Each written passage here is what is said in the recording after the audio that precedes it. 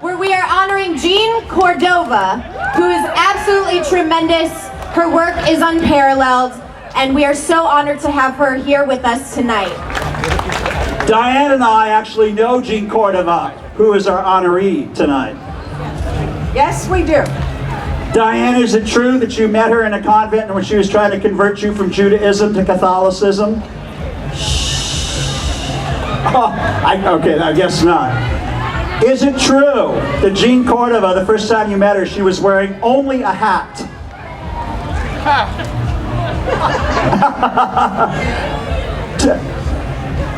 All right, so the first time I met Jeanne Córdova actually was about 37 years ago, longer than most of you are old.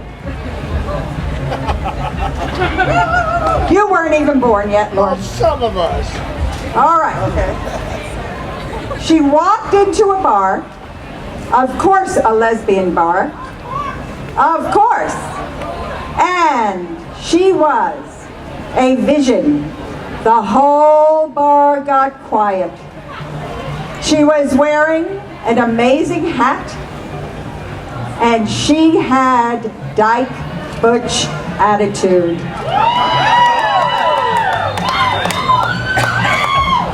Every woman in that room melted. And who knew that behind all of that beauty, strength, was one of the smartest women that I know. Yeah. She has done so much for our community. She was there before I was. She, when I came out, had the only magazine dedicated to lesbians, the Lesbian Tide. And it came in a brown wrapper. What do you remember, John? I remember that she started the community yellow pages. You used to actually have to look stuff up, not on your phone. Right. You had to look stuff up. And you know what we're doing tonight besides recognizing Jeanne? Jeanne doesn't know this, but we are going to dedicate a part of our new West Hollywood library in the name Jeanne Córdova in the N section between none and naughty. Yeah. There will be a permanent remembrance of Jeanne Córdova and her work. So now I think I'm supposed to give the mic back to the late mayor, who's going to bring out the Lesbian Visibility Committee. Is that right?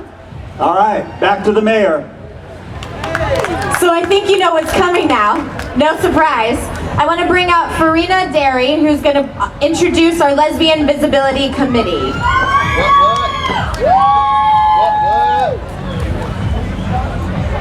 So, welcome everyone. My name is Farina Derry. Welcome to the Dyke March. Yay! Oh, come on, you lesbians, you dykes. Can I get up? Come on, you can get louder than that. Tonight is our night, so can we please be louder? We're about to take over West Hollywood. Can we be louder now? Okay, so I would like now to introduce the Lesbian Visibility Group, and we're here, and we are the ones that planned the Dyke March, and thank you so much for coming. So now I would like to give the mic to Dalila, who will start. We would like to introduce Jeanne Córdova. Hello, hello, hello, beautiful people. Thank you for coming out to play with us tonight. Can I get another round of applause for our wonderful city council and for the committee? I am about to begin a beautiful diatribe about the woman we're honoring tonight.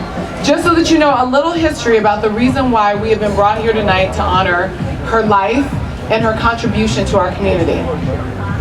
Activist, publisher, and author, Jeanne Córdova is the pioneer of the West Coast LGBTQ movement. Córdova's activism began in LA as LA chapter president of the Daughters of Bilitis in 1970. And she went on to found and publish The Lesbian Tide, the largest national news magazine of the lesbian feminist decade. She was a key organizer of the first National Lesbian Conference at UCLA in 1973, worked on the campaign to defeat Prop 6, the Briggs Anti-Teacher Initiative, and served as media director for Stop 64, the statewide AIDS quarantine ballot measure. And Sue is going to continue. One of the first openly lesbian delegates to the National Democratic Convention. She served as president of the Stonewall Democratic Club in the early 1980s. Córdova continued publishing by founding the Community Yellow Pages, which became the nation's largest LGBT telephone directory. More recently, she chaired the Butch Voices LA Conference in 2010.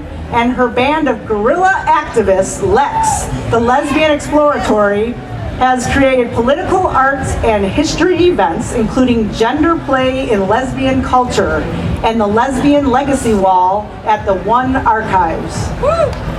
Margaret is next. Her Lambie Award-winning memoir, When We Were Outlaws, a memoir.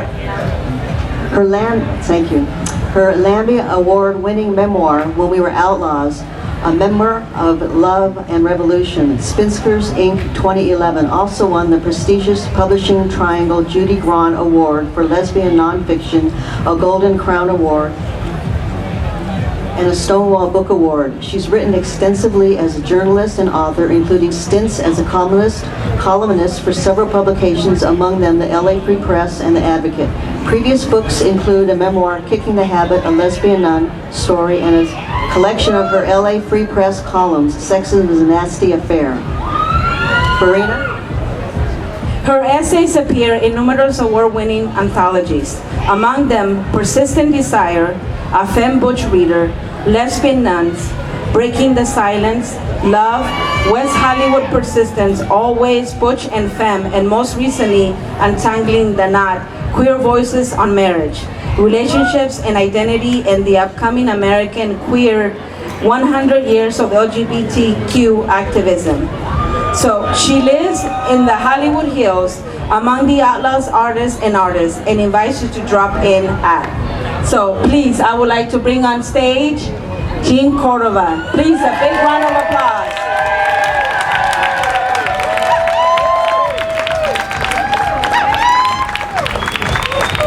Thank you. Thank you. All my best friends. Hi. Okay. Thank you to the Lesbian Visibility. And I talk funny because I'm having cancer treatments, but that's okay. Yeah.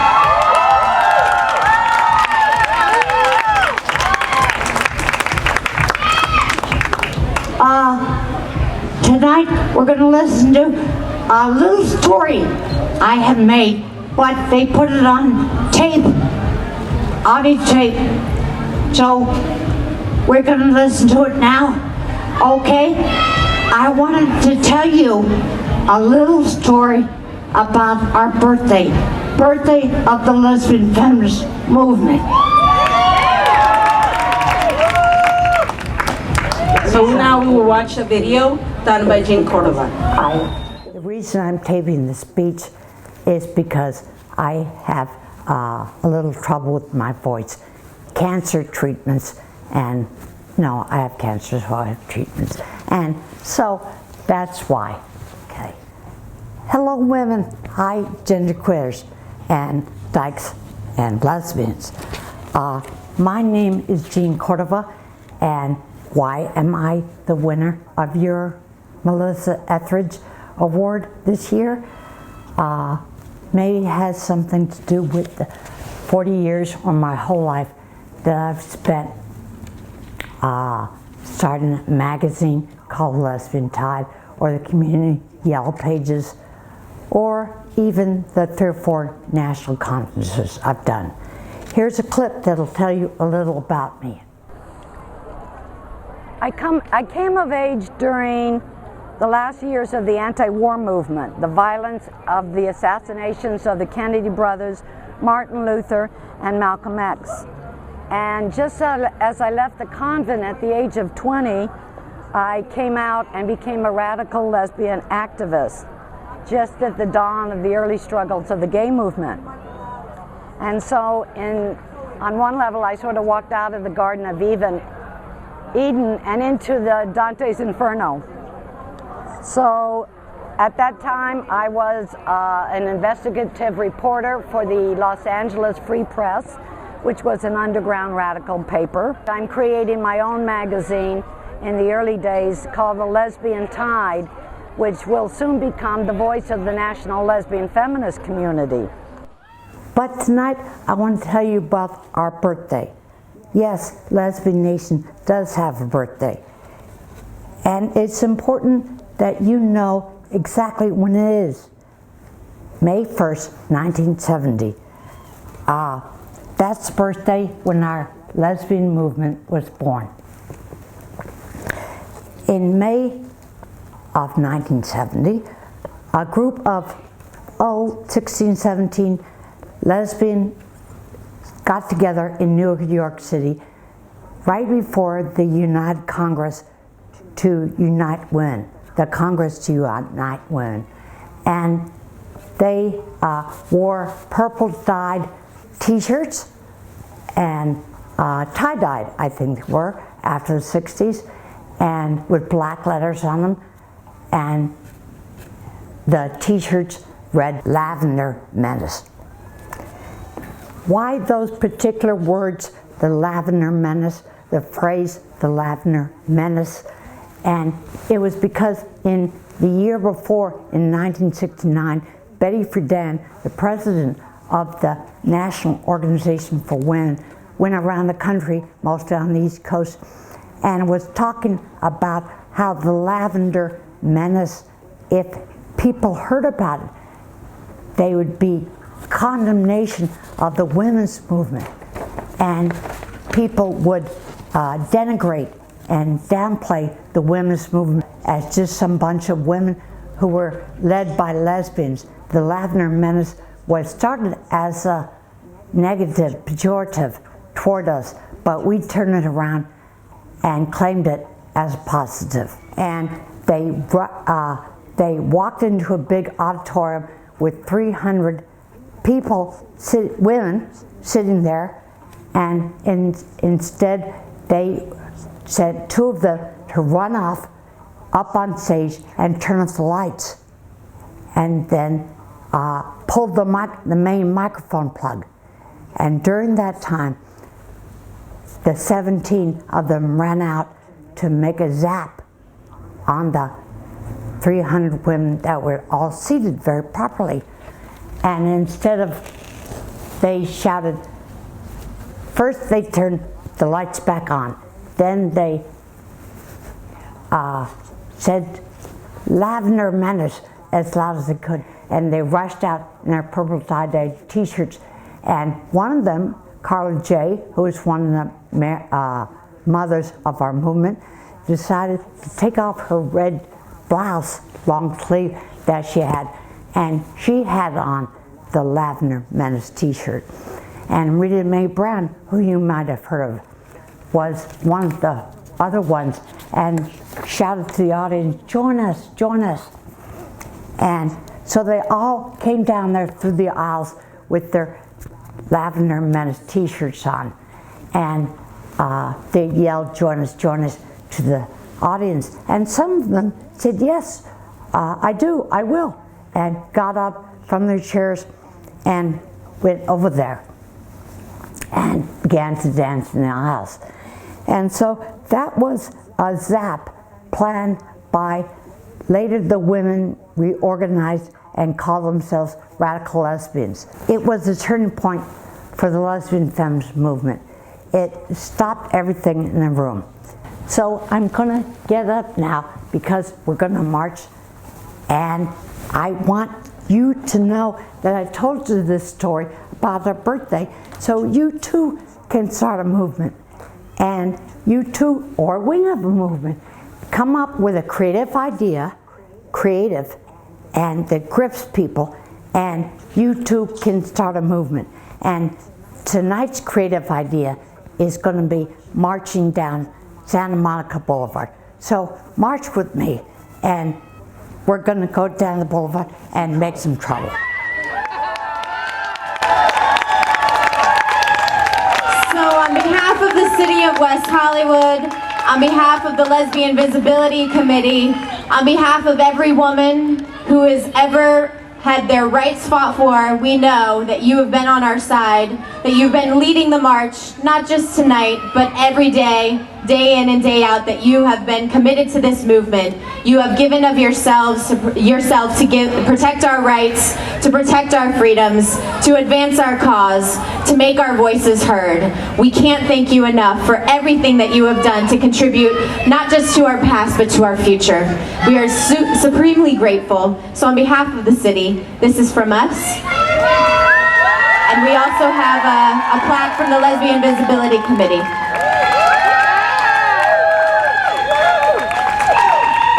Thank you, Jeanne. Let's give it up for Jeanne Córdova. All right, who's ready to march? I can't hear you. Who's ready to march?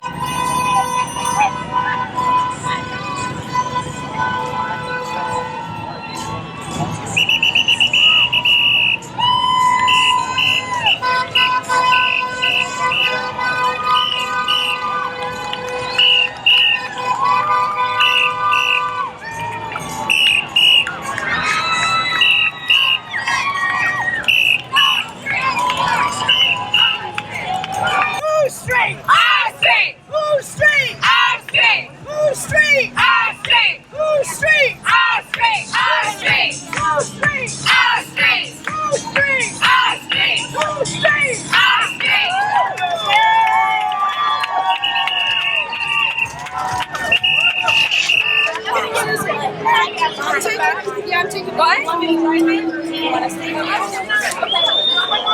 guys, only you guys are so here. Nice video. And cheers to your mom. Thank you so much. All